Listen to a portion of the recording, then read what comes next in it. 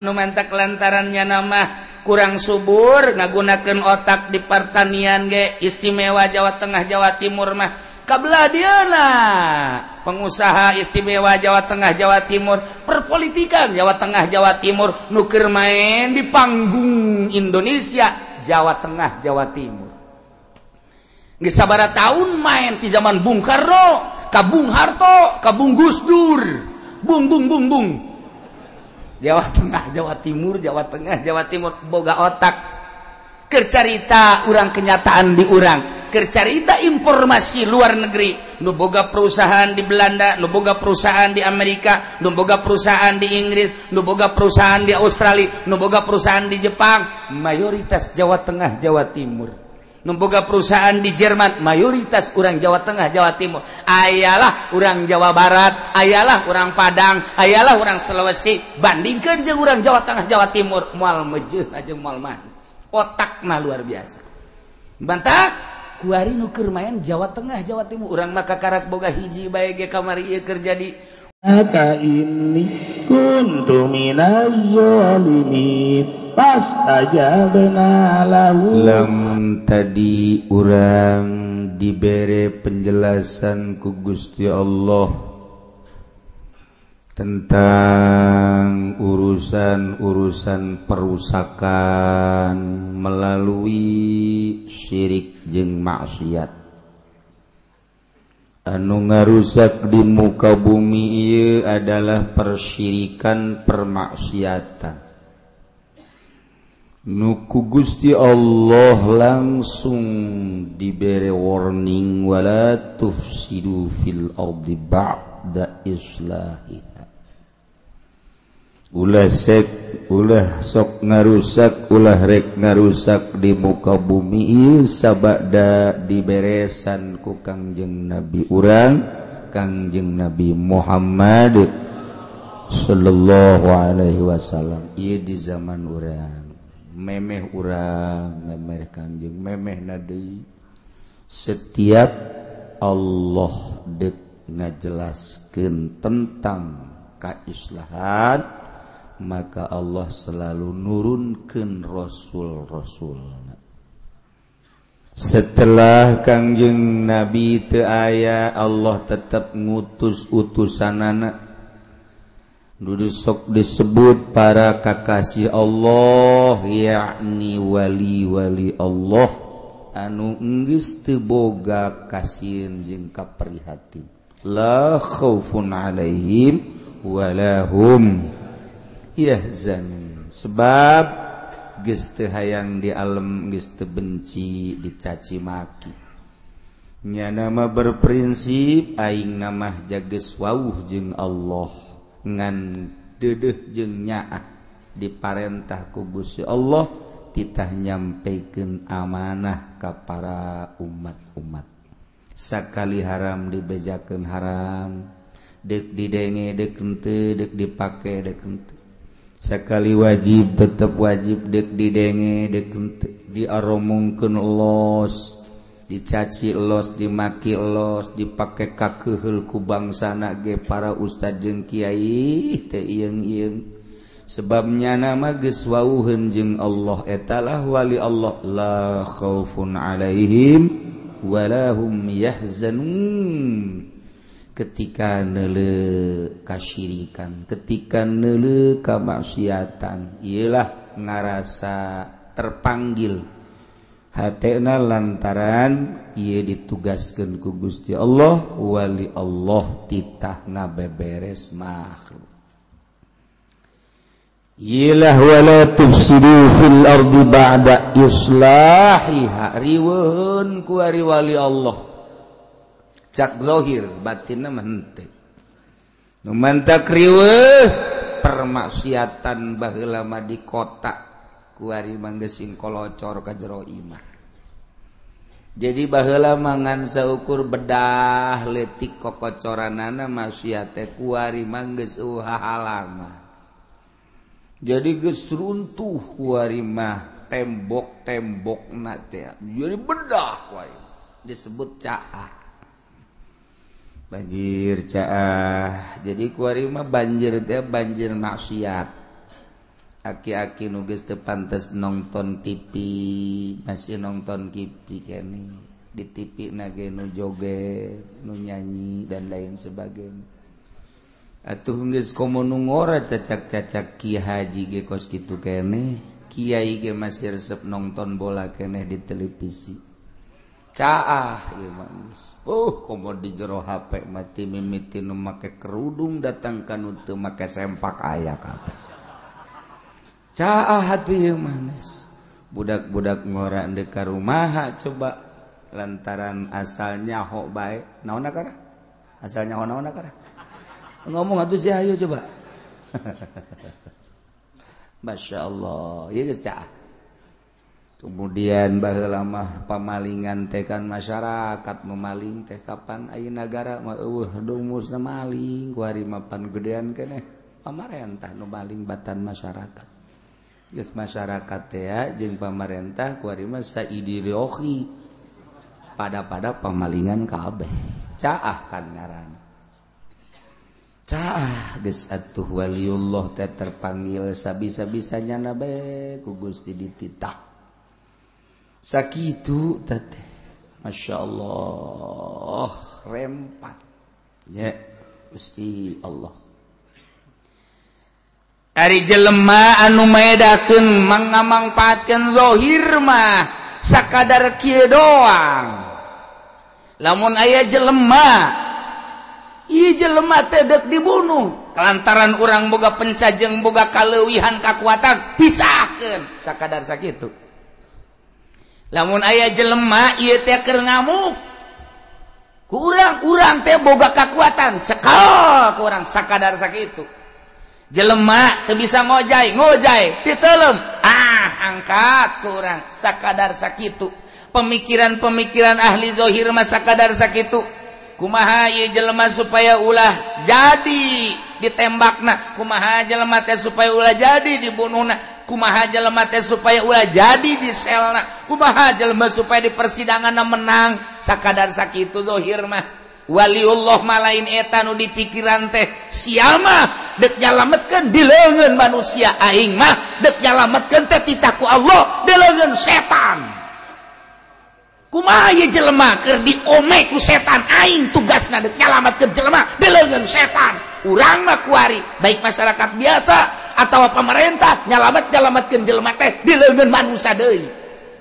tapi wali mah lain di leungeun setan ieu teh jelema teh keur diome ieu teh ku setan geus jelas keur judi diome ku setan nu mabok diome ku setan nu maling diome ku setan eta teh supaya kumaha disalametkeun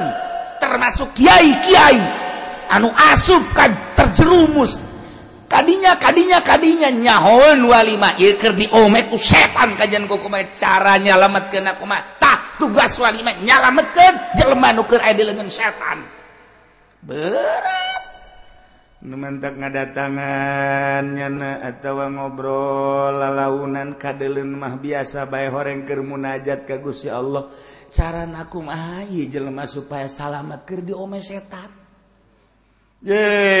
berat wali teh tugas ti Gusti Allah nu mantak wali mah tadina berangkat ngojay teh hanjat tina laut sanjatna hanjat tina laut kapanggih lah jeung raja mun cara raja sanggeus kapanggih jeung raja belah ditun laut cak raja jeung saha maneh ka dieu sorangan apan loba anu deuk ka dieu teh besi teh nyahoan jalan jung balik deui ka ditu tuduhkeun jalan-jalanna tuduhkeun naik parahuna tuduhkeun ngojaina ulah mikiran sia bae batur ge endek loba anu endek ka dieu kitulah wali Allah gambaranna cek Tuhan Abdul Qadir wali teh geus baueun geus datang nya nama ka Allah cak Allah ulah maneh bae atuh sosoranganan sia mah geus lihai deuk beurang deuk peuting ge da teu nganggap peuting jeung beurang teh waktu mah akur dan perputaran panon poe doang ketika panon poe di luhur kadeuleuk ku urang beurang ketika panon poe di handap peuting geus jaho maneh mah ka aing cak Allah ulah sia bae umat tuh nu endek ka aing tuduhkeun ku sia oh kitu balik deui wali teh nu tadina sorangan teh ku ari mamagahan ngaji ku ari dakwah lain sosoranganan wali di leuweung bae lain eta mah wah teu bagus sama geus kitu encan datang maksudna nunggis datang mah titah balik deui ku Gusti Allah jalain jang soranganan umat tuh mantak datang walimah ka Bang Sarang Darangda tuh sia mah seuri bae rangda kolot ieu mah tah eta datang ka kiai-kiai Golkar duh kiai bener kiai teh nyai teh make dalil make tah tapi kiai di jero eta bisa teh nyebut cau geus teu bisa nyebut cau doang lalaunan kunaon aya nu narima hidayah datang aya nu teu narima malah keheul eueuh masalah diomongkeun ge eueuh masalah nya da makin bae aing mah geus boga tempat di Gusti Allah geus datang sia dek ngomongkeun aing dek ngomongkeun sia nu salah kitulah wali mah tilok marah matak lamun aya nyana nuduhkeun haju nyana marah teu lain wali teh moal lingi moal nyana moal marah kajen ku kumaha diaromongkeun ku kiai ku ustad ku jawara ku salah ih itu sabodo sebab naon nu mantak teu marah aing mah geus boga tempat di Gusti Allah sia ngomongkeun aing ge goblok cak wali terus aing mah sakadar nuduhkeun hadu cara-cara nuduhkeunana nyana mah kumaha karakter masing-masing ti Gusti Allah kapan tah mantak cek tuan se hei sia lamun aing ngomong dengekeun besi aing nyarekan ka sia dengekeun ku sia sebab nu mantak wae nyarekan ka sia sia mah carekaneun lamun ngomong lemah lembut ke sia mah moal beres sebab hate sia mah teu asbatan batu dengekeun ku sia loba jelema nu akhirna dibuka-bukakeun nya namangan sakadar alat ieu jaatu anu merena tetep Gusti Allah Subhanahu wa taala. Nah gitulah dek nyalametkeun ti leungeun setan anu tadi nanya keur diome-ome ku setan keur dipermainkeun ku setan kumaha ieu carana masyarakat teh kok diome ku nafsu jeung setan lantaran nyana terus-terusan ngridit teu eureun terus bae ngomong lah cenah ulah sok haju kekencengan teh jak kiai ge loba nu ngahalalkeun kredit urang milu bae kanu ngahalalkeun haju nu ngahalalkeun ge ngomong ulah sok milu kanu ngaharamkeun moal rame sia kajen gua kumaha ge sa sok manu ngaharamkeunna kiai anu cenah carekan ku nyana teu maraheun kiai dicarekan ku kiai deui diomongkeun ku kiai ulah sok nurutan moal beres jeung nurutan nyana mah geus bae urang mah urang bae geus ayu ngan tetep bae beuki tambah karunya ka kiai eta beuki tambah karunya hayu terus nyana mah ngan sakadar ngarujaan doang sebab jelemana geus boga tempat di Gusti Allah eta mah ngan tugas doang kitulah para wali Allah mandek nyalametkeun di leungeun setan dek nyalametkeun di leungeun iblis maka cek Gusti Allah wala tufsidu fil ardi ba'da islahiha wad'uhu khaufan wa tam'an inna rahmatallahi qaribum minal muhsinin. Aya sahabat ngaranna Ibnu Razin sumping ka Kangjeng Rasulullah ya Rasulullah naon Ibnu Razin Tuhan ngomong-ngomong jelema nu geus paeh dikubur haju engke kiamat sanggeus kiamat jelema dihudangkeun deui sanggeus dihudangkeun deui haju digiring ka masak abdi mandek nanyakeun teh kumaha Gusti cara ngahudangkeunana jeung nyieun jelema nu geus paeh seuri bae Kangjeng eta onam nu dikubur maka harti ya Rasulullah eta anu kamari teh eta model ku kapal brus bae ka laut kabeh pan eta teh jauh huluna di mana tulangna di mana dagingna di mana eta kan dihudangkeun deui anu dicaplok ku buaya anu dilegleg ku maung anu dicacag-cacag jelema teh waktu perang anu dicacag-cacag di begal dipiceun ieu suku nu sabelah ka anu suku nu sabelah ka anu ceulina di mana naonna di mana tah abdi mah ndek nanya teh ka Kangjeng teh ka tuan teh ieu teh kumaha cara ngahudangkeunana Gusti Allah nya hese eta mah kos kitu mah cak Gusti Allah nungguan Gusti Allah turun ayat jol malaikat Jibril macakeun ieu wa huwallazi yursilur riyaha busram baina yaday rahmatih wa huwa Gusti Allah teh anu niupkeun ngutus niupkeun ariyaha kana sapirang-pirang angin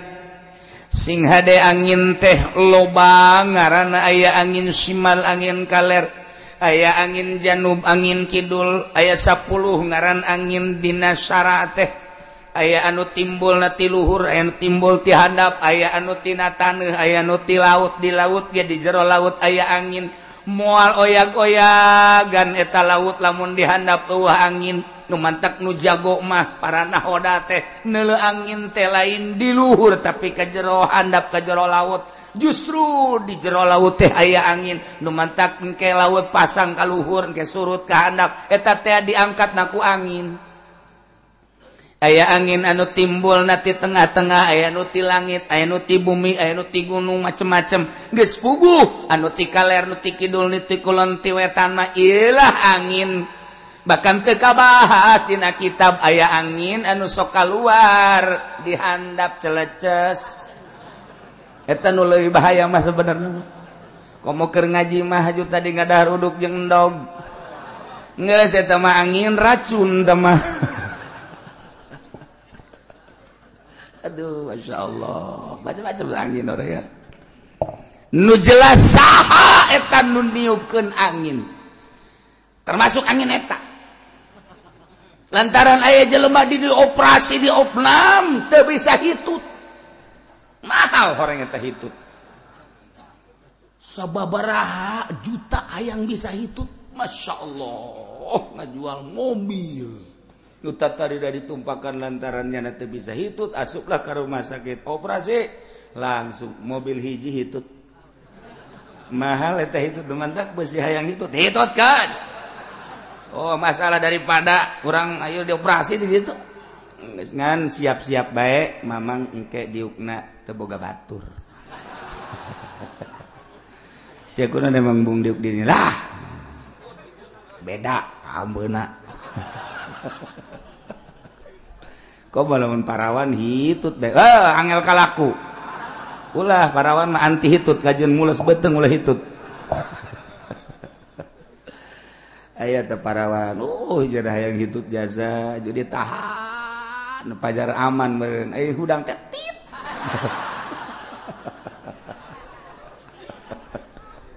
ya Allah Masya Allah Masya Allah Gusti Allah na ilah angin nun niupkeun angin teh Gusti Allah mereka kekuatan terhadap angin ti kaler ngageleyeung ka kidul ti kidul ngageleyeung ka kaler ti wetan ngageleyeung ka kulon ti kulon ngageleyeung ka wetan ieu angin dibere kekuatan ku Gusti Allah teu kaharti lamun angin cuma sekedar angin kok dibere kekuatan ku Gusti Allah lantaran angin mah sapira angin horenganan angin teh eta teh aya wakil malaikat karubiyun anu ku Gusti Allah ditugaskeun jang ngajagaan khazanatil ardi was samawat urang sok hadiah ka malaikat karubiyun para ahli-ahli thariqah malantaran eta malaikat karubiyun teh tita ngajagaan khazinatil ard nu aya di bumi nu aya di langit termasuk ieu panon poe termasuk ieu angin jadi lamun angin teh centeng nak malaikat karubiyun maka ketika ku Gusti Allah diinstruksikeun malaikat bawa angin ti wetan ka kidul bawa angin ti kaler ka kidul bawa ti wetan ka kulon ti kulon ka wetan malaikatna centengna tah pamimpinna mun di SD mah KM na asal toel we malaikat Numantek Kangjeng Nabi Sulaiman teh waktu kedatanganku malaikat maut. Cek malaikat maut. Waalaikumsalam. Neuleukeun bae tah ka jelema ka tamu. Eta malaikat teh disuguhan cai teh daek nginum suguhan da naon dahareun teh daek nginum. Jeung nulukun bae ka tamu. Nulukun bae ka urang tamu di Kangjeng Nabi Sulaiman. Tekebal malakal maut keluar pamit. Tamu nanya, Tuhan, aya teh saha? Tadi tamu emang kunaon? Leulegeun kula bae. Tuhan tamu ieu rupa-rupa biasa henteu lain deui bangunan dulu kun tuh kicep-kicep ka kula emang saha tah malakal maut enteng biasa ngajawabna Kang Nabi Sulaiman enteng biasa ngajawab malakal maut tah mah biasa sok nabu ka dieu ye malakal maut neuleukeun ka kula bae kunaon emang dideuleuh ku Kang Nabi Sulaiman oh malakal maut teh heraneun ka maneh kunaon emang lantaran geus dareukeut meureun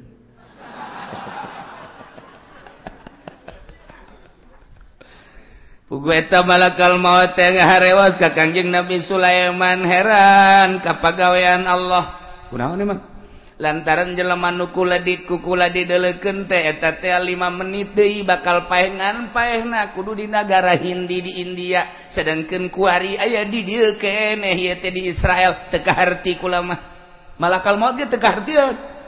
geus kajian ku kumaha ge tetep kula mandek ngajagaan bae di ditu sesuai jeung perintah Allah dekaharti malakal maut aya kula mandek ngajagoan ngadagoan di ditu be jadina tulisanana di ditu paehna kudu di negara Hindia di luhur batu geus we malakal maut ieu mah ngadagoan teu kaharti jelemana di Israel keneh nyana malakal maut geus cila bae di luhur batu di India ke bae nyana ai prakata tamu teh ya Tuhan kula masieun jasa lantaran dideuleukeun bae pangirimkeun angin bae jatuhan mah wauh jeung angin pangkirimkeun bae kula maka India ke ka mana cenah coba eta atuh hayang kitu mah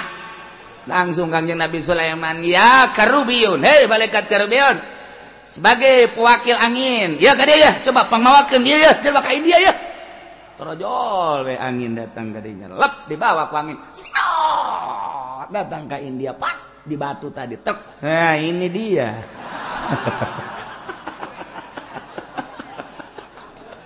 Masya Allah Karim maha kawasa Allah teu kaharti ku urang mah kos kitulah Gusti Allah ketika urang dek maot di Lampung kajian ku kumaha ge urang teh kudu ka Lampung bae dilarang ku anakna dek naon bah ka Lampung dek naon henteu aing hayang ka Lampung jasa dek naon atuh ka Lampung mun kitu mah di Lampung keur usim-usiman ya henteu ieu mah kadu loba di urang duku loba di urang komo cau ambal aya di urang entah ini ada ka Lampung mah tuh bisa ditahan horenganan datang ka Lampung malakal maut keur kieu bae nah sia ini tugas gua nih nyampe nih tuh kawa maha kawasa Allah mantap kula sieun aing cenah deuk ka Mekah sieun di kapalna masih paeh aju di ditu di Mekah pas sedak-sedak moal aing moal ka Mekah lah sieun jaknyana bejaan ku urang ai di dieu nu teu sedak-sedak aya daun nu paeh lo bajak jan nu perang di Suriah nu paeh di urang ge di Irak keur campuh perang nu perang teu paeh kunaon di Pasir Gadung modar nah kawasa Allah iya tuh urusan paeh mah lain ku perang lain ku kalaparan lain ku panyakit ajal idza jaa ajaluhum la yastakhiruna sa'ata wa la yastaqdim iyalah diondang ku Kangjeng Nabi Sulaiman angin bisa ku Kangjeng Nabi Sulaiman angin mantak urang ge kuari namun urang kataekan asal urang daek bae aya rumusna ieu baca tidinya engke bakal datang malaikat Karubiyun ima langsung nanya wa ima isyarah wa ima geus bae urang bebeja engke beres zaman baheula mah pan kos kitu jelema nang ningong sapeuting aya 7 panggung masyarakat kagarieunan bebeja ka kiai lah temat terserah kiai bae boh cek nya aing pangeran meureun negeri kumahageun bae garieung jasa aya guys bada isya kiai asup ka masjid baca ayatna meuli bejakeun ku aing ayatna besi ku diwirid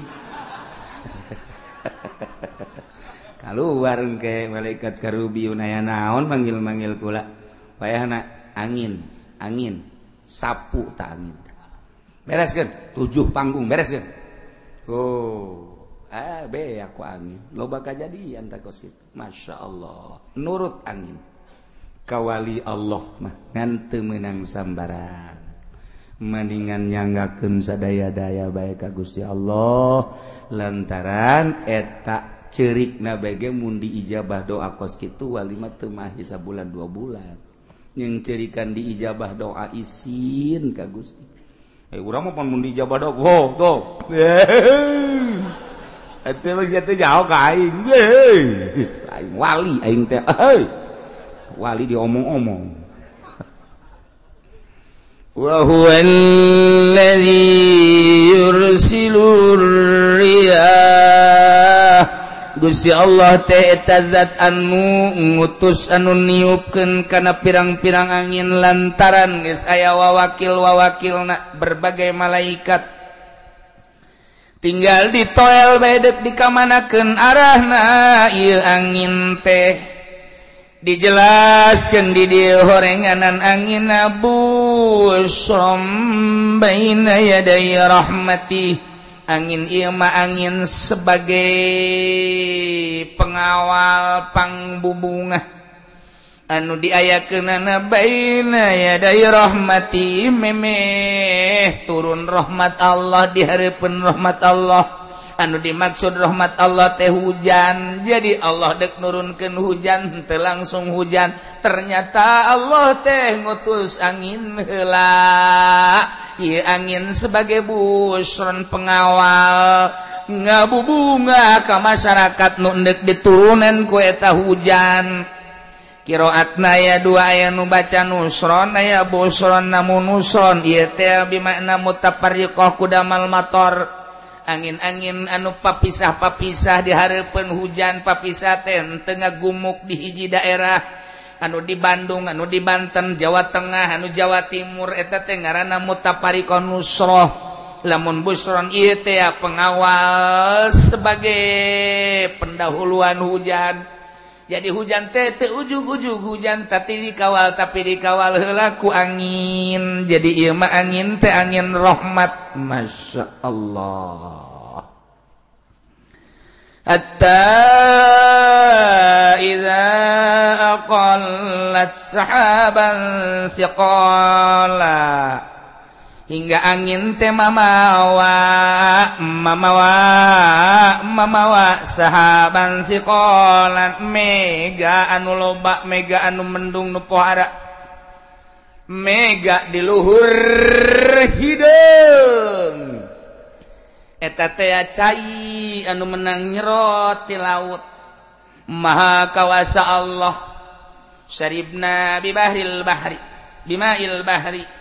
Kaula nyerot kana cai laut sak angin ditugaskeun ku Gusti Allah. Diserotlah cai laut ku angin, tugas ti Gusti Allah dibawa ka luhur geus datang ka luhur nungguan instruksi ti Gusti Allah. Hatta iza aqallat angin geus mamawa sahaban thiqalan kana mega-mega anu mendung anu gede geus hideung luar biasa. Cak Gusti Allah, hei angin dorong ka Cikupa. Hei angin dorong ka Bogor. Hei angin eta mega dorong ka Jakarta. Dorong urang Jakarta geus kiceup. Ka mana aing ngilib ye? Gasal geus deleureuk di luhur hideung bae ge geus urang Jakarta mah. Waduh aing teu ka mana ieu? Ai biasa nama mega teh didorong ku angin, ku ari mah mega nggak dorong Jokowi. Berbeda ya mah. Ayah bae tah mah. Orang teh mah mega na mega konde tah mah. Ieu mah mega didorong ku angin. Masyaallah, urang mah teu nya. Ieulah ayatna. Hatta idza qallat sahaban thiqala. Sehingga di mana-mana angin geus mamawa kana mega anu mendung anu gede nu loba. Tergantung kumaha megana bae, kumaha anginna dititahna ku Gusti Allah. Sok cak Gusti Allah. Bawa ka Cikupa, bawa ka Bogor, bawa ka Jakarta, bawa ka Pandeglang. Kumaha perintah Gusti Allah Subhanahu wa taala. Sok gara-gara turunkan suqana li baladim mayit. Kaula nu agung ngucurkeun kana eta mega, ngahujankeun kana eta mega li baladin maitin kalau taneuh anu tandus anu tatadina geus rata jukut-jukut acan dihujanan ku Gusti Allah fa anzalna bihil ma maka kaula nurunkeun ka eta nagara kana cai hujan terus bae turun wer hasil tina hujan fa akhrajna bihi min kulli samarat maka hasil tina hujan sapoe dua poe ieu karim kulai mulai jarara di min kulli samarat jukut-jukut jarara di nuti dimaksud ku urang sueg jadi badur jadi cente jadi ramat-ramat segala rupa jarara di pare geh jarara di jagong jadi buah tangkal segala jarara di hasil tidak hujan fa akhrajna bihi min kulli samarat sokera ngagedean lantaran kadeuleu bakal layu diturunkeun deui hujan ku Gusti Allah suqna huli baladim mayit tambah deui hujan deui tambah gede tangkal buah harum manis tangkal buah darmayu tangkal buah daging buah golek dan buah-buahan nu sagalana wahai geus puguh nu di sawah geus puguh nu di huma jarara di kabeh nah rahasiana ieu hujan diturunkeun di daerah eta sehingga ngajadikeun kana tatangkalan ku sebab Allah memperhatikeun umatna deudeuh jeung nya acak Allah keuna dalalahar ngadahar pare sangu ngadahar jagong ngadahar dangder hui dan lain sebagainya di samping eta bubuahan kurang kumaha deudeuhna jeung nya Allah ka Gusti urang kunaon urang buang ka warah jasa ayo pikir coba kurang aya hiji daerah teh aduh ieu mah daerah teh hese jasa cai disebutna ge ieu mah sawah tadah cai ieu mah taneuh tadah cai heseen lantaran eueuh kali eueuh jalan cai eueuh saluran nyana mah nungguan cai bae sedengkeun cai mah pan teu bisa diondang emang cai bisa di SMS jamal bisa ayo SMS kurang mal bisa aja hukum ge teh urusan Allah urang paling geus sakieu doang ja biasana bangsa berberan kitu teh geus aya hujan tapi ieu mah encan urusan Allah. Biasana mah Oktober, November, Desember, Januari teh kan geus hujan ieu mah henteu labas ka ditu. Kunaon atuh Maret, April, Mei kunaon aya hujan urusan Allah. Kunaonnya bisa kos kitu hujan kok pindah sih? Ulah nanyakeun ka aing, ka ditu tanyakeun ka Allah. Aing mah teu wau jeung Allah, kapantogeun hulu sia ku aing sia.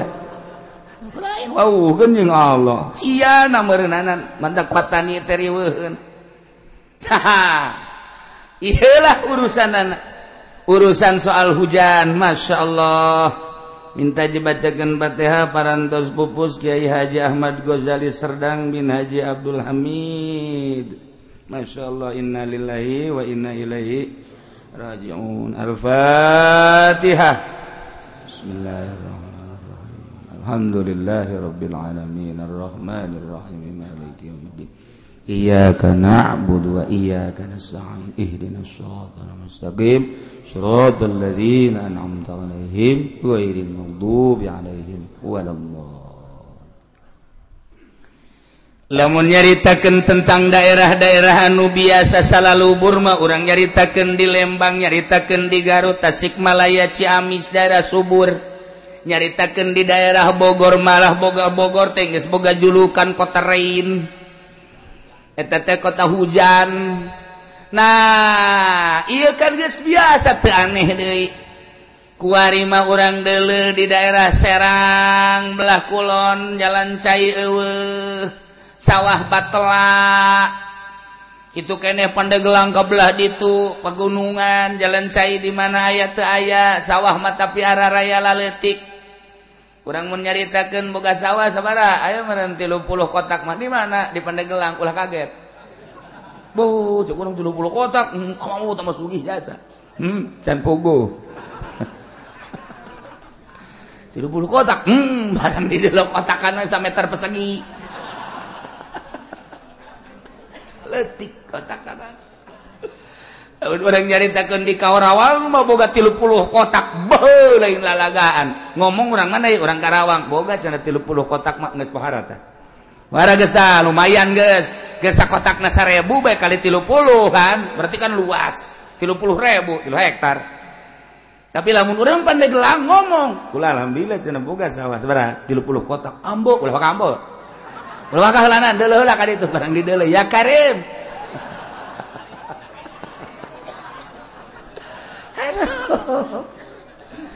aduh Masya Allah nah iya sawah-sawah anu tada hujan anu hese karena cai ieu keur carita di daerah urang lamun urang deuleuh ka Jawa Tengah ka ditu ka Salatiga ya Allah ya Rabbi pasawahan sakitu legana tapi pantai aya jalan cai tada hujan bahkan di deuleuh ku urang taneuhna semu putih Yogyakarta ka ditu taneuhna teh semu aya lain pasir putih lempung cadas hese tah mah kos kitu mah asal geus garing-garingnyaan hese ngabelentang kumaha urang Jawa mah nu putih pantulan tina sawah eta sak urang Jawa nu putih aya aing putih deuleuh saputihna urang Jawa teu percaya aing malah antulan tina taneuhna di jerona putih nah mantul ka luhur hideung kana beungeut lamun ngagambarkeun tanah di Jawa Barat mah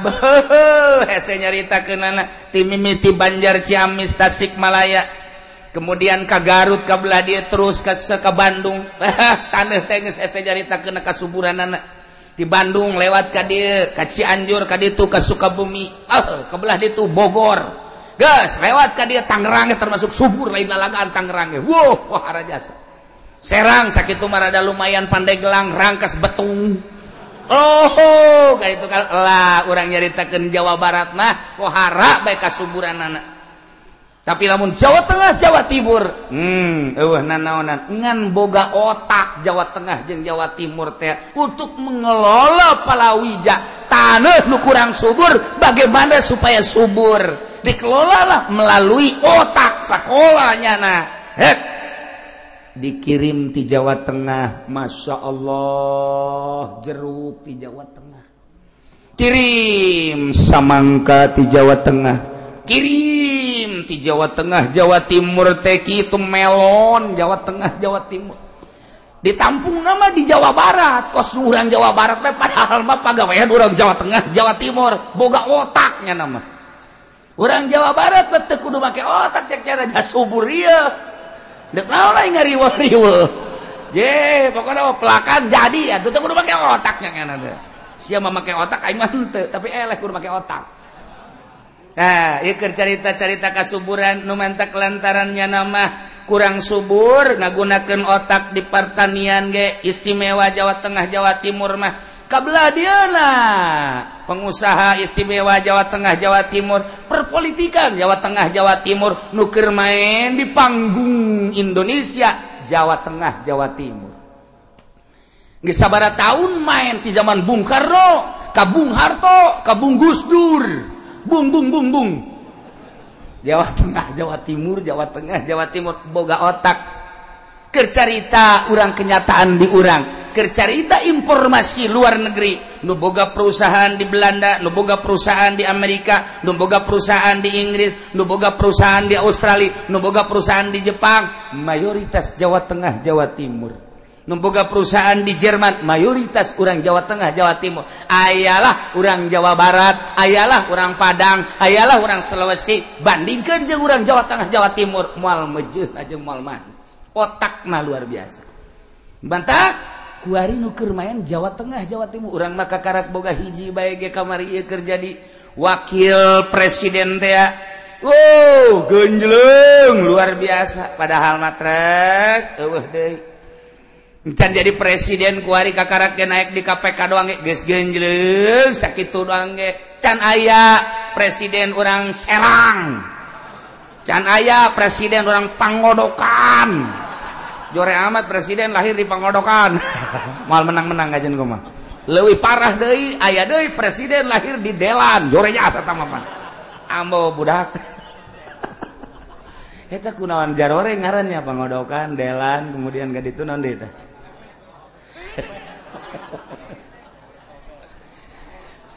eta nu Joreja sama Kobet keur carita kasuburan dia keur carita kasuburan geus ulah dicaritakeun Jawa Tengah Jawa Barat nu mantap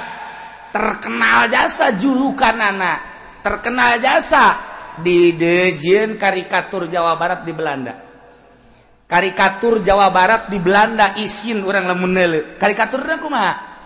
make samping si korodong nyana aju diu nusa beulah diangkat nusa beulah ditindihan sasimbut ngarokok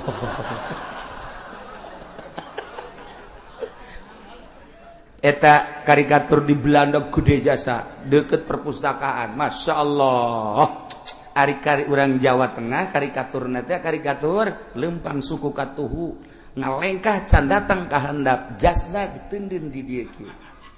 bari mureleng nyana neuleukeun ka hareup eta teh kapan karikatur nu luar biasa berarti sangat penting jas ge geus teu dipake-pake acan pan aya jelema nu make jas sanajan harudag ge dipake boloon teh mah nah ieu Jawa Tengah Jawa Timur nu mantak tetep bae moal meahi ka urang Jawa Tengah Jawa Timur otak sawah nu tandus teu bisa dipelakan pare diotakan ku nyana melak naon ieu ayo anu hasilna dibawalah ke Jakarta urang Bandung mah heheotan di sana tuit sia kunaon heheotan nah tunduk naon deui lain itu pikiran sawah asal sawah mah asal ditancepkeun jadi teu kudu disurubuk-surubuk acan tanah kita tanah surga tongkat jadi tanaman Masya Allah tina subur tedaek mikir eleh lah terus kurang Jawa Tengah Jawa Timur ku teu mikirna ieu sebab senang kos di Arab lantaran di Arab mah emas kabeh ieu dicekel jadi duit ieu dicekel jadi dirham ieu dicekel jadi real ieu dicekel jadi dolar minyak ambalaya teu malikir urang Arab kunaon teh senangna luar biasa geus dina senang mah tilok berhasil nu mantak baheula di zaman urang dahar hese pake hese rentul nu jara di kiai sebab masyarakat daerah kiai teh Jakarta daerah kiai Tangerang daerah kiai Serang daerah kiai Pandeglang megeus kobo lain daerah kiai deui tah mah pokona mah tah juragan kiai Pandeglang mah geus kiai kabeh ka tukang becana kiai di Pandeglang mah. Nah, kalau ada masyarakat dahar hese, nginum hese, pakai hese, geus eueuh deui pagawean wiridlah ka Gusti Allah ibadah, ngaji ibadah, ngaji wirid ibadah dan lain sebagainya. Diberelah subur pangrusakan. Geus teu pikiranna naon ku ari mah. Nu wirid, nu hudang ti peuting, anu geus eueuh bae geus. Wah, ambalaya. Eta ku sabab naon? Subur. Baheula mah nu mantak diangkat jara di kiai, jara di wali lantaran nyanana di masjid bae. Kunaon emang kiai di masjid bae? Nu kiai mah geudeuk naon jadang deur eueuh. Ku ari mah pan melang urang. Nu mantak teu betah kiai di masjid kunaon? Di imah aya kue, di imah aya sangu bandeng ambalaya. Berkat-berkat mulut geteun ka dahar eta. Segala daging hayam daging macam-macam kue teh gitu mobil can ka urusan baheula pan boro-boro mobil sapeda ge hese jasa mantak geus bae betahan keneh di masjid mending wiridan tah diangkatlah ku Allah jadi wali ku ari mana diangkat jadi wali tak ieu mah keur carita negara-negara nu subur mah teu kudu dicaritakeun daerah-daerah nu subur mah Kangjeng Nabi nyontoan hiji daerah Ibnu Razin ulan pertanyaan maneh bahwa cek maneh kumaha si Allah eta nyieun deui makhluk sehingga hirup dihudangkeun ku Gusti Allah aju digiring asa teu kaharti cek maneh pernah henteu neuleuh hiji daerah anu tandus pernah diliwatan ku maneh pernah aju maneh sababara bulan sababara tahun deui lewat kadinya pernah kumaha berubah tante berubah Gusti Rasul ai baheula mah tandus boro-boro aya tatangkalan hese jang nginum ge jang wudu ge aju menang saketean tahun setahun 2 tahun kula liwat subur loba tatangkalan caicur tuh maha kawasa Allah iyalah gambaran di akhirat cek Gusti Allah lah anu niupkeun angin sebagai pendahuluan pangbubunga hareupeun rahmat Allah yakni hujan ku Gusti Allah angin titah nyedot cai dibawa ka luhur kemudian geus jadi reuk jeung mega di luhur hideung didoronglah ku angin sesuai jeung perintah aing cak Kangjeng Nabi sesuai jeung perintah Gusti Allah didinyalah di daerah-daerah anu tandus Allah ngahujanan suqnahu libaladim mayyitin sanggeusna turun hujan Gusti Allah maha kawasa fa anzalna bihil ma'a fa akhrajna bihi min kulli samarat daerah nu tandus ge nampung cai hujan kemudian jarara di tatangkalan boro-boro anu dipelak nu teu dipelak jadi kawasan teh Gusti Allah sangat kawasa cak Ibnu Razin mantak cek Gusti Allah kadzalika nukhrijul mauta kitu keneh sakumaha hujan diturunkeun ka taneuh anu tandus kemudian ku Gusti Allah sangeusna diturunkeun dijadikeun bubuahan-bubuahan tina tatangkalan-tatangkalan nukhrijul mauta kami nu agung ngaluarkeun kaula nu agung ngaluarkeun ka jelema-jelema nu geus pararaeh nu paehna di leuweung nu paehna di laut nu paehna di kota nu paehna di kubur di kampung nu paehna di mana bae anu kabawa ku angin beak ka handap dedeleuan urang mah tabrakan kapal tabrakan kareta hancur nu di kitu beuteung buaya anu dibeuteng maung dan lain sebagainya nukhrijul mauta ku kaula nu agung dikaluarkeun dihirupan deui cek Gusti Allah cek Ibnu Razin carana kumaha Gusti ieu teh sanggeusna kiamat Gusti Allah teh nurunkeun hujan salila 40 peuting Allah teh nurunkeun hujan heula breg ternyata horenganan hujan lain sahujan-hujana horenganan maul hayat bentukna kos cai mani tidinya pansakal ardu bareula kuburan geus eueuh laut tarita zaman engke mah eueuh gunung rata sanggeusna ku Gusti Allah di hujanan maul hayat bentukna kos cai mani tidinya lah bakal bareula sanggeusna bareula arasuk deui ka tulang-tulang nu aya di kuburan-kuburan nu aya di mana-mana tidinya langsung malaletek sakumaha kos toge culcal anu tatadina acak-acakan nu sukuna di masyrik anu suku sabelahna di magrib ku Gusti Allah maha kawasa sanggeusna diturunan hujan teh dihijikeun deui kadinya blek nah hiji deui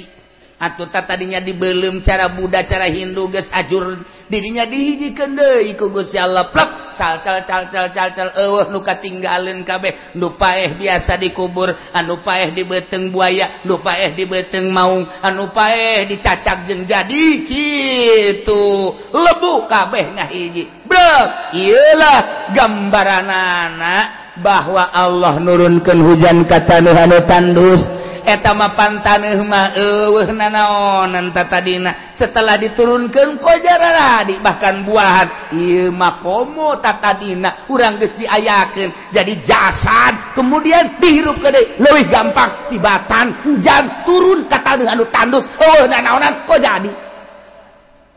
kadzalika nukhrijul mauta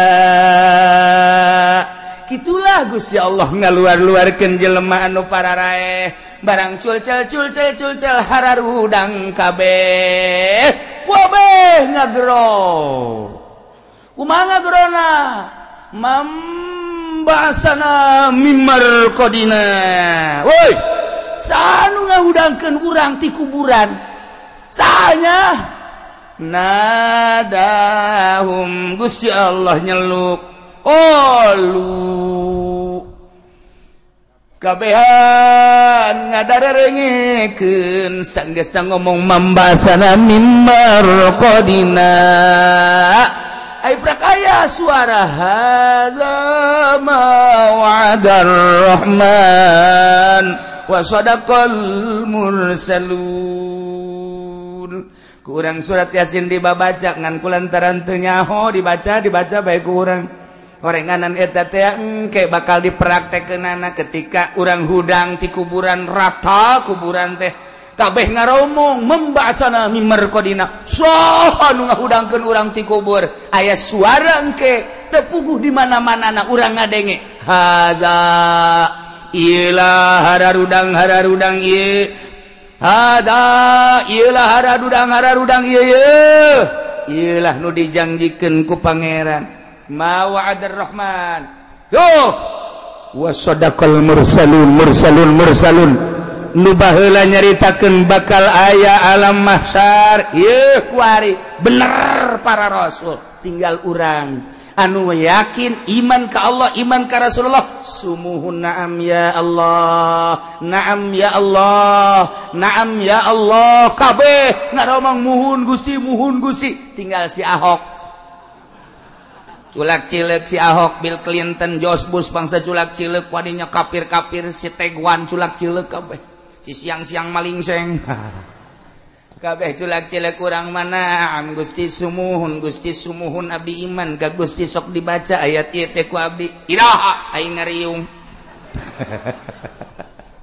tapi abdi sok marah mun haju teu menang berkat nah ieu dipraktekkeun hadza ma wa'adar rahman wa sadaqal mursal. Ieu teh lamun cek ahli bilagah mah termasuk kana tasbih ngan ieu teh tasbihna tasbih tamsiliyah panjang dongengna urang mun nyaritakeun tasbih. Lantaran tasbih aya tasbih mursal aya tasbih mujmal aya tasbih mursal mujmal aya tasbih balik aya tasbih tamsiliyah. Lu teu mondok mah moal nyaho. Moal nyaho cak aing moal ja aing ge nu ngaji hese. Mantak santri haju parohoan deh asal ngadenge bojah heueuh. Poho. Ieulah nu kos kieu ngaranna tasbih tamsiliyah sok bisa dijadikeun pribahasa. Tasbih tamsiliyah mah lamun di alfiah mah sok aya tah nyaritakeun anu kaduhung teh. Anu kaduhung baheula henteu bebeneran kok kuari jadi kaduhung baheula keur mondok aing henteu nyaan kuari dijadikeun ustad ka dieu hese ka ditu hese kaduhung makan tilok teh heula panderi kecuali tukang beca mah kaduhung teh heula can kaharti kan terus yang kaharti di mana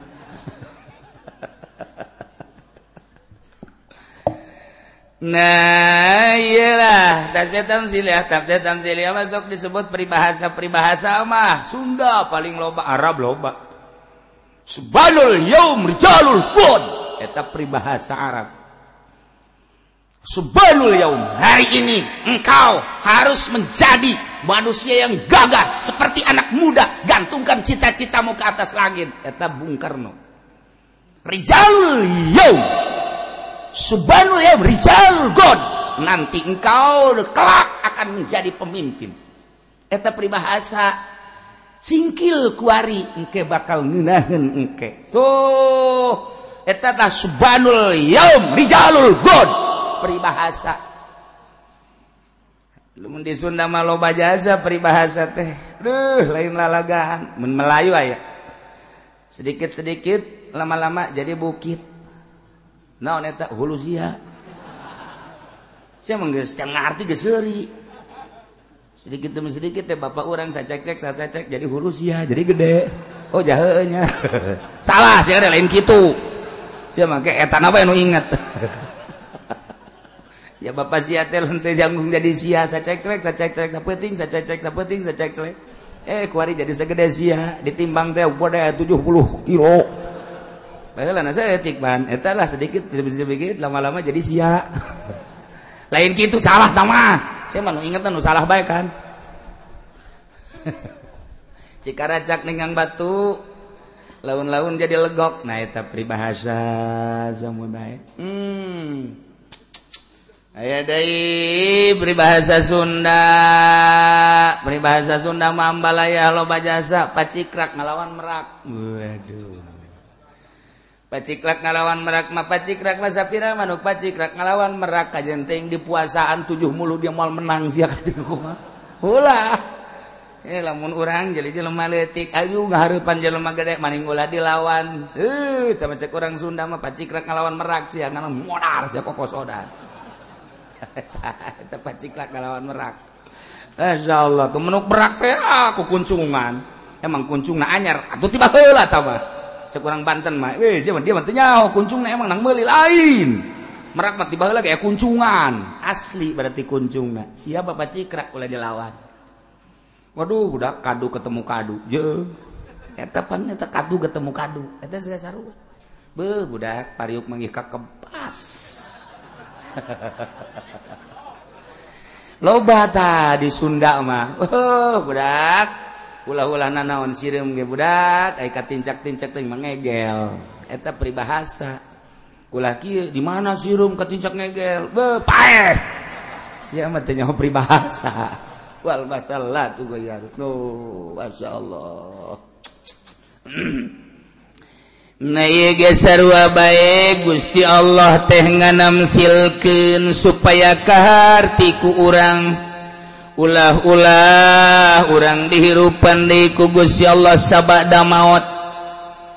taneuh geus rata kemudian ku Gusti Allah diturunan maul hayat dihujanan sadunya anu bentukna kos cai mani dihudangkeun kemudian cal-cal okos toge kala luar haju ngomong membahasana mimma raqadina hadza ma wa'adar rahman wa sadaqal mursalun tah tadi di tamsilkeun ku Gusti Allah sakumaha kaula nu agung teh ngahirupkeun bumi anu tandus sabada katanduna satadunda katandusanana sabara taun mah haju ku kaula diturunan cai tina cai eta terus ngayem haju jararadi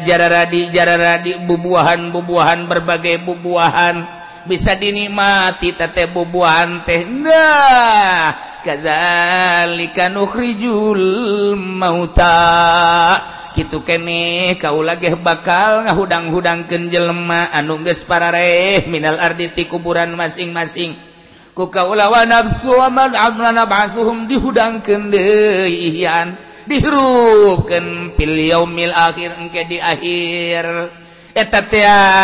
kakawasan kaula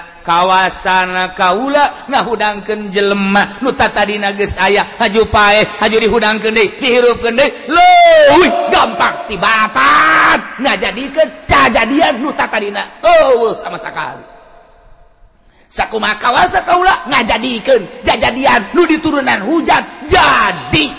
kawasa kula ngahudangkeun manusia jelema-jelema nu geus parareh dihudangkeun leutik ka kos kitu mah masyaallah. Kekawasan Gusti Allah tentang pembuatan manusia teh kurang geus kanyahoan Kangjeng Nabi Adam bapa mak Kangjeng Nabi Isa mah aya mah bapa aya di lembur bojong mah aya emak bapak sarua teh kos Kangjeng Nabi Isa cerik datang ka imah kunaon neng cerik ieu beuteung cenah geus 5 bulan atureun mah biasa awewe mah lain kitu ceknya na bapana emang ka mana paeh teh naon teu tanggung jawab bojong tah kos kitu urusan berabe tah nu jelas aya tapi pelakuna. Nah iyalah para hadirin jamaah kaum muslimin wal muslimat rahimakumullah urang engke bakal seperti kitu Allah ngajelaskeun kieu maksudna la'allakum tadzakkarun harapan aranjeun kabeh teh supaya areling mun geus eling iman bejakeun ayat ieu teh ka kafir bejakeun ayat ieu teh ka Yahudi ka Nasrani nu mantak dakwah mah lain cara urang di majelis taklim lain dakwah di masjid lain dakwah di kalangan mukminin mukminat tama dakwah teh hanya untuk memperkuat keimananana doang bahkan lamun motifna teu beres mah lain dakwah tamangan sakadar hiburan dakwah mah tuh Nasrani di gereja dakwah cara serius sikti dakwah teh di gereja. Lamun urang nyaritakeun Syekh Abdul Aziz nu kamari ka urang teh dakwah teh di gerejanya nama atuh.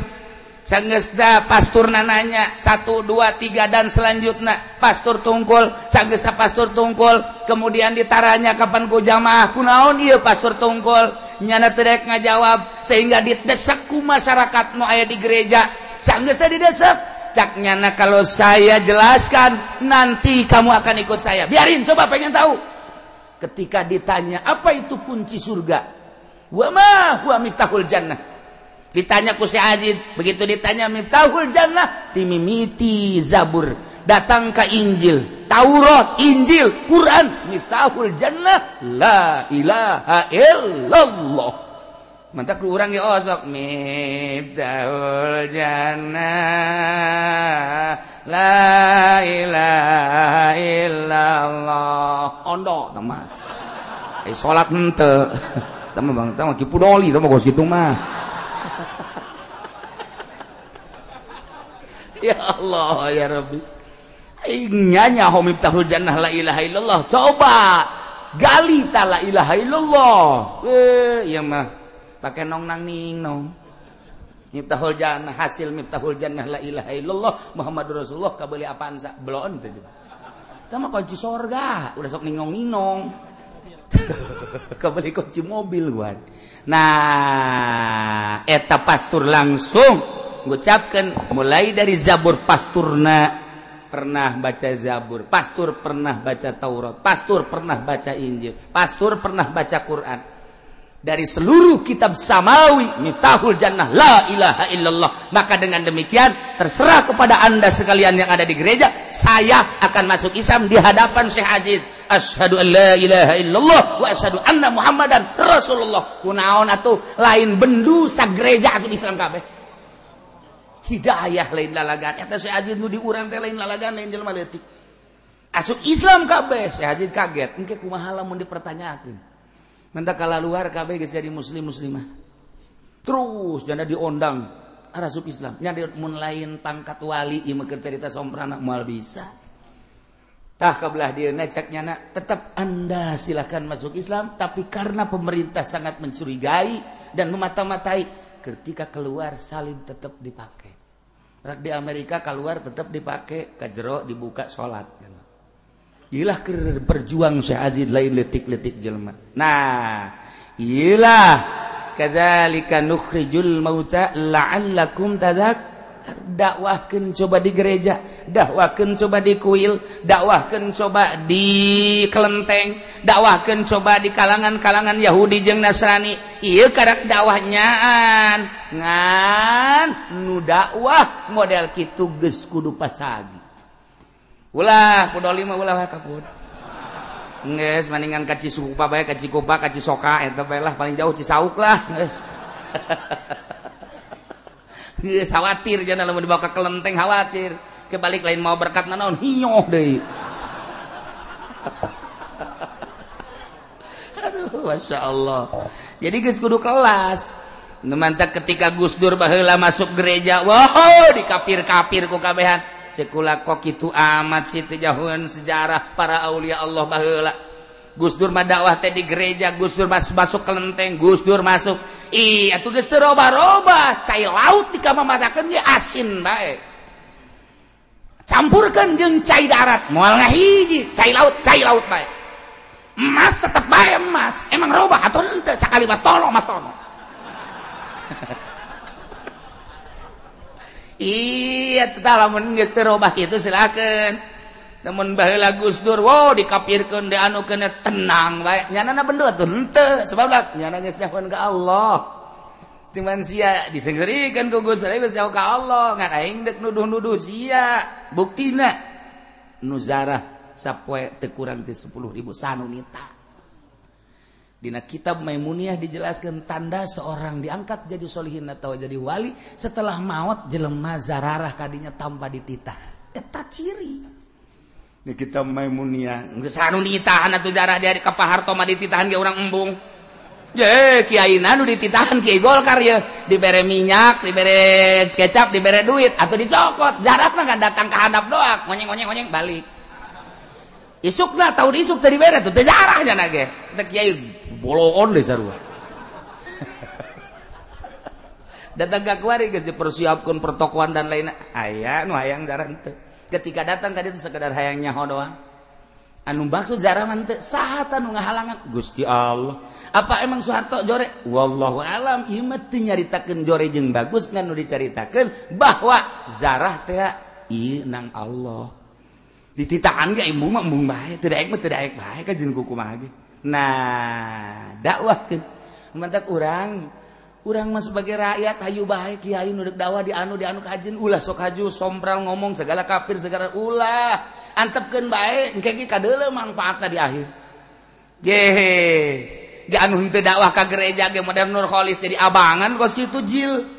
jadi jaringan Islam liberal dikutuknya na ku di ditu ku mertuana lantaran mertuana kiai gede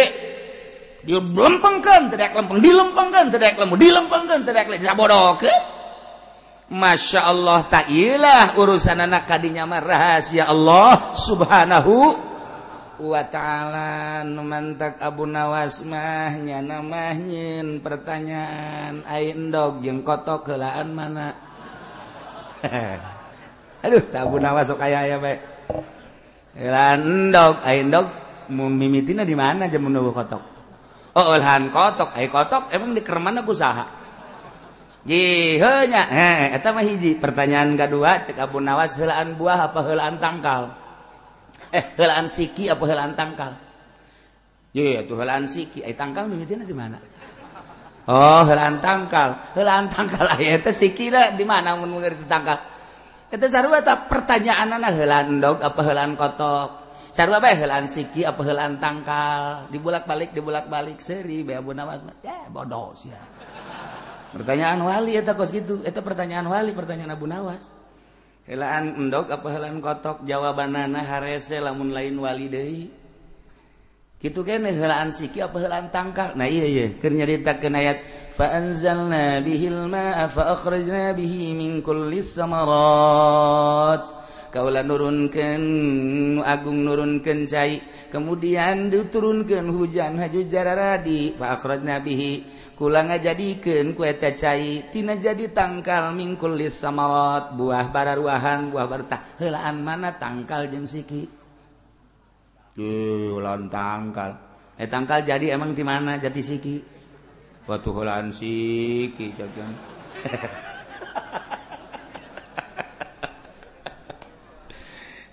moal kapanggih lantaran eta mah ka Siti Jenar Siti Jenar teh pan diundang ku wali sanga anu dititah ngundangna 5 wali begitu diundang Siti Jenar segera datang ke Demak teu aya Siti Jenar cak nyana nu aya maja Allah bapak ahli hakikat Allah datang atuh ka ditu ka Demak Allah nu aya ge Siti Jenar sia cak wali teh mah aya hese amat kakarak dipanggil Jenar jeung Allah datang kakarak inilah sosok Jenar dan Allah kurang lalu ceritakeun riwayat Siti Jenar kurang hayang seuri sakapeung ngan mun dibaca kuno bodor empan eta kos karari itu nya mah emang rahasia kewalian naon rahasia kewalian mah anang unung-uning nu bener sia ngomong mun teu nyaho ka anang unung-uning moal jadi wali aya hartina anang kumaha atuh sia mondok heula sakana tuh mondok yang jadi wali disepak sia ku aing camat yang jadi wali nyi teh mah bupati yang jadi wali mantak ketika para penggede datang ka Tasikmalaya ku Abah Anom diasup-asupkeun datang ka Abah Umar ku Abah Umar diasup-asupkeun torekat ahli-ahli torekat sareuri bae sebab eta mah berarti kiai teh nyaho anang unung-uning coba cenah kiai jelaskeun atuh moal dijelaskeun ku aing bab siana teu mah mondok heula moal samak di pondok aing dinya 20 tahun tuh cenah kaburu payah tuh payah masalah emang sia mah paeheun ieu eta hese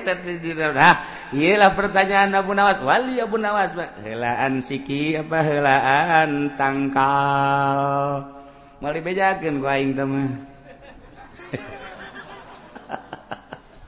maksudnya sarua jeung tadi siki jeung tangkal satu kesatuan bahasa wali satu kesatuan. Jadilah mun jadi siki nu bener, jadilah mun jadi tangkal jeung bener. Lamun tangkal nu bener sikina bener bakal ngabuah nu bener.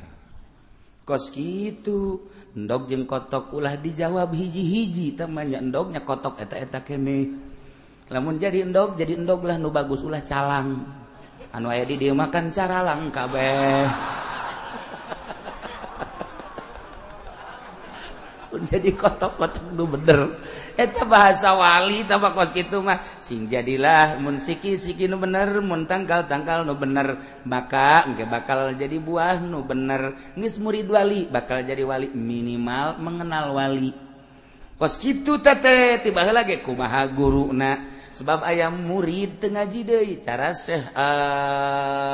gitu Burhanuddin. Urang lamun ningali tina manaqib Syekh Burhanuddin nu aya di Padang eta teh apan ngaguru ka Syekh Abdul Wahid An-Singkili anu baheula urang keur carita Aceh eta teh tsunami Aceh aya hiji kuburan sisi laut boro-boro ku cai ieu haseup ge teu daekeun kadinya mah datang ka kuari eta teh Syekh Abdul Wahid An-Singkili lamun urang bertorekot bakal nyaho di dinya aya tah daftaran wali-wali Allah di Aceh eta. Wow, rusak itu luar biasa. Ribuan, 200.000 pae. Kuburan eta mah aneh. Ieu kuburan ieu cai masa cai terekeun kadinya di dieu 3 meter.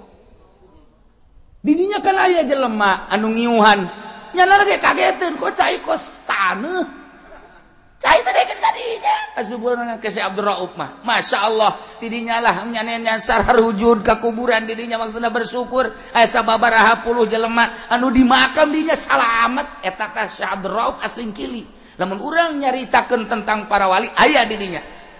Lain lalagat boga murid sa Syekh Burhanuddin 1 Burhanuddin 2 eta lah nu di Padang teh nu kuari lamun haulna rame di Padang ngahaulkeun Syekh Burhanuddin seorang waliullah emangnya ngaji atuh henteu nya menghadam doang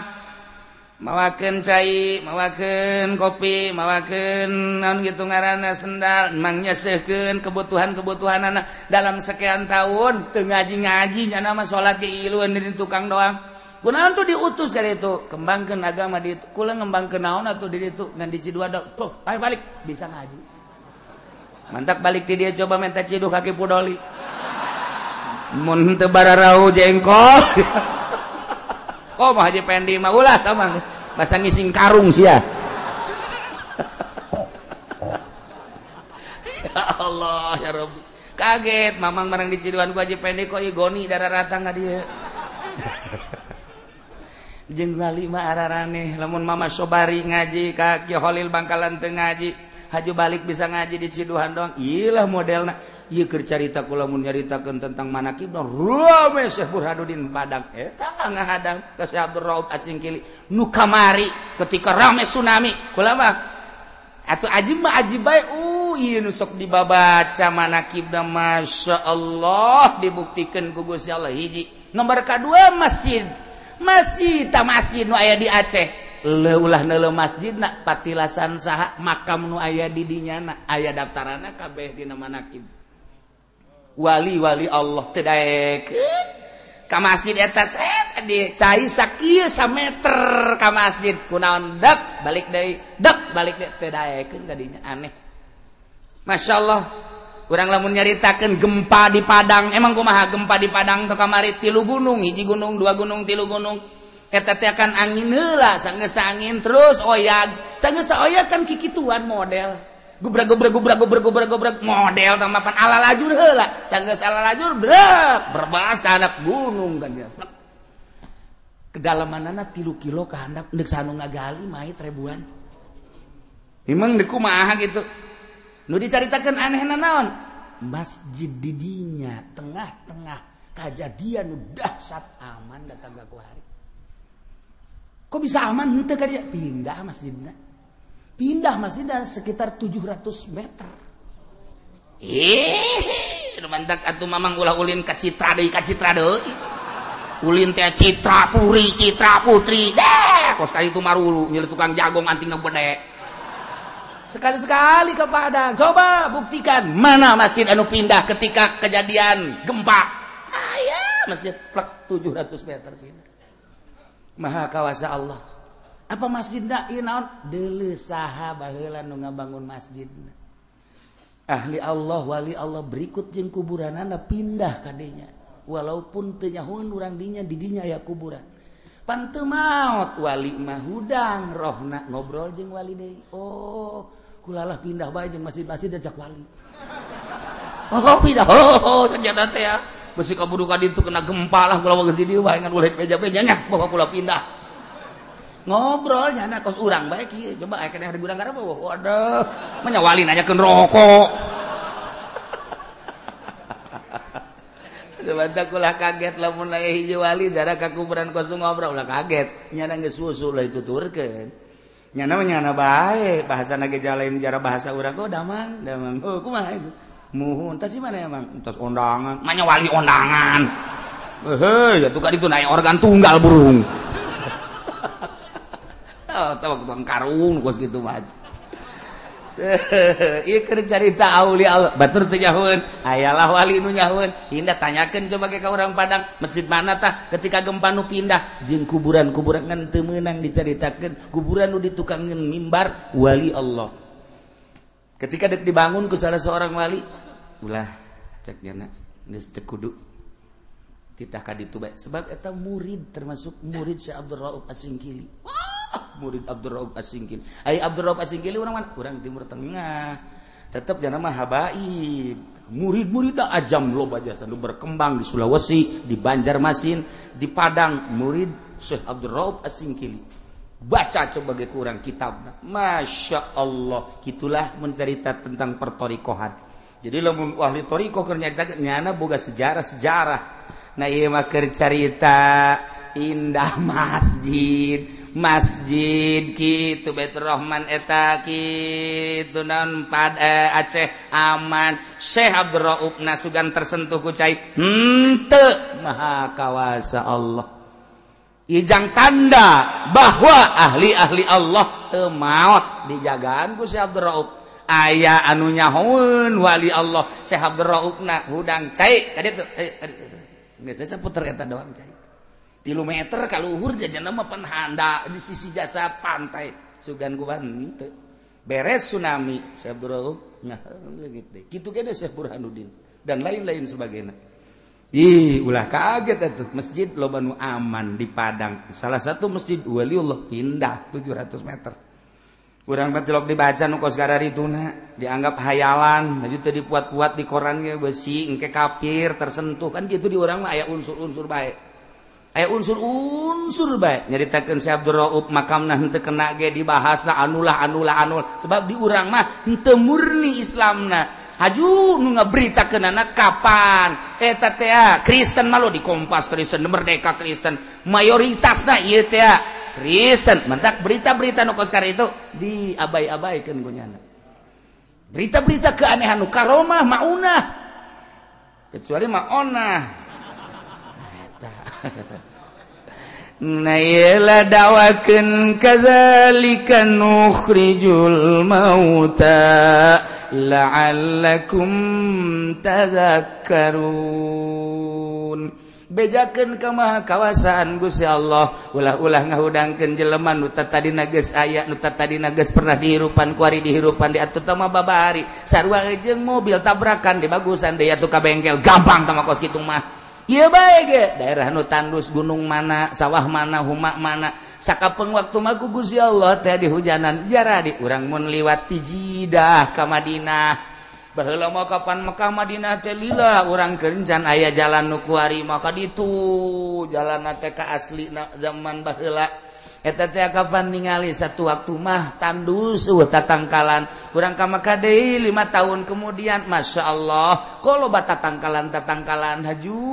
nu ngangon sapi nu ngangon onta nu ngangon embe loba lantaran loba tatangkalan ke 5 tahun deui ka Mekah ko tandus tatangkalan engke aya deui nang saha ngajadikeun eta teh ya Allah tinggal ke gambaran-gambaran tentang mukmin jeung kafir bakal dicaritakeun